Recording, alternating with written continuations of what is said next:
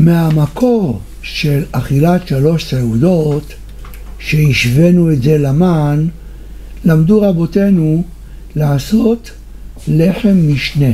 כמו שביום שישי לקטו לחם משנה, כך גם אנחנו בשבת לא מברכים כמו כל יום על מה שמביאים לפנינו, אלא על לחם משנה. הלחם משנה פירושו 2 כיכרות לחם שלמים. גודל הכיכר זה לא משנה. זה יכול להיות לחמניה או פיתה, ויכול להיות חלה גדולה, חלה שיש לה כמות ל100 אנשים. הכמות לא חשובה, הגודל לא חשוב, העיקר שזה יהיה שלם. מדגים לנו מרן בשולחן ערוך, איך אני רואה את החביבות של השלם. יש לפניי לחמניה קטנה, ויש לפניי לחם גדול, אבל הוא חתוך קצת, נאכל ממנו חתיכה קטנה, זאת אומרת הוא חסר. יש לפניי את האפשרות לברך המוציא על הלחם הקטן, על החמניה, הפיתה, ויש לי אפשרות על הלחם הגדול. משובח יותר הלחם הגדול לכאורה, לא, השלם עדיף. לכן גם בלחם משנה צריך להקפיד מאוד שהלחם משנה יהיה על 2 כיכרות לחם שלמים. כשהוא מניח אותם, יש לנו על פי הפשט 2 לחמים ולא יותר. אין לנו צורך ביותר מ2 לחמים. 2 לחמים שאנחנו לוקחים אותם ביום שבת, מניחים אחד על גבי השני. יש שיטות שונות איך להחזיק את הלחם בזמן הברכה.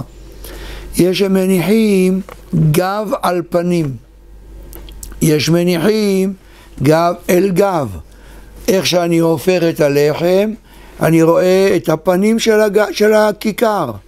אותו הדבר יש שנוהגים להניח את העליון מוטה קצת לצד, כדי שהתחתון יהיה זמין, שממנו הוא בוצע.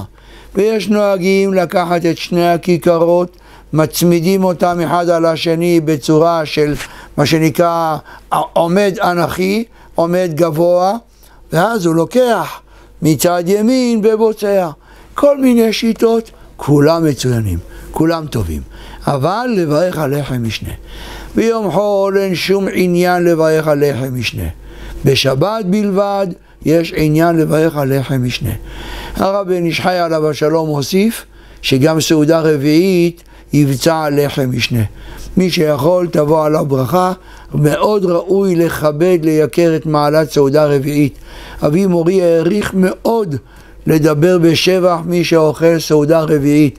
אני לא חכם בסגולות, אני ברוך השם לומד את ההלכה, וההלכה יש חביבות גדולה מאוד לסעודה הרביעית, עד כדי כך שרבנו יוסף חיים כותב, מי שלא קיים סעודה רביעית כאילו לא קיים 3 סעודות של שבת. עד כדי כך אנחנו מבינים שיש חביבות גדולה לקיים את הסעודה הרביעית, ומי שיכול תבוא עליו ברכה, יתאמץ ליבו בגיבורים לאכול סעודה רביעית. עכשיו בימים האלה זה ימי חורף, אנחנו גמרנו את הסעודה השלישית לכל היותר בשעה 5, עד שעה 9 כבר הרוויח מקום בביתנו כדי לאכול, יכול בקלות לאכול. הבעיה היא בקיץ, מסיימים לאכול בשעה 7. מתי נאכל את הסעודה הרביעית? וזה במקרה הטוב שהוא גמר בשעה 7. יכול להיות גם שגמר יותר מאוחר. מתי יקיים סעודה רביעית? אף על פי כן ידחוק בעצמו. מרן כותב על סעודה שנייה ושלישית, החכם עיניו בראשו שלא ימלא את ביטנו בסעודה שנייה כדי שיהיה לו מקום בבטן לסעודה שלישית. זה נאמר על הימים האלה. אנחנו יושבים לאכול סעודה שנייה בשעה 10-11 בבוקר, עד שגומרים לאכול. עכשיו אני רוצה לאכול סעודה שלישית, כבר אין לי מקום. כעבור 3 שעות אני יכול לאכול, זה רק משפחת הבלעי. מי יכול לאכול כל כך הרבה? אבל כשהוא מכין את עצמו מראש, חכם עיניו בראשו, ממעיט מעט מהכמות, אוכל מכל המטעמים כאשר אהב, מה שהכינה האישה בבית בן פורת יוסף, או טועם מכל המאכלים, מכבד את השבת, ממעיט מעט מהכמויות, כדי לשייר מקום בביטנו לאכילת סעודה שלישית. הוא הדין והוא העניין בקיץ, מי שאוכל סעודה שלישית, חכם עיניו בראשו למעט מעט מהכמויות, כדי להשאיר מקום בבטנו, לקיים גם את הסעודה הרביעית.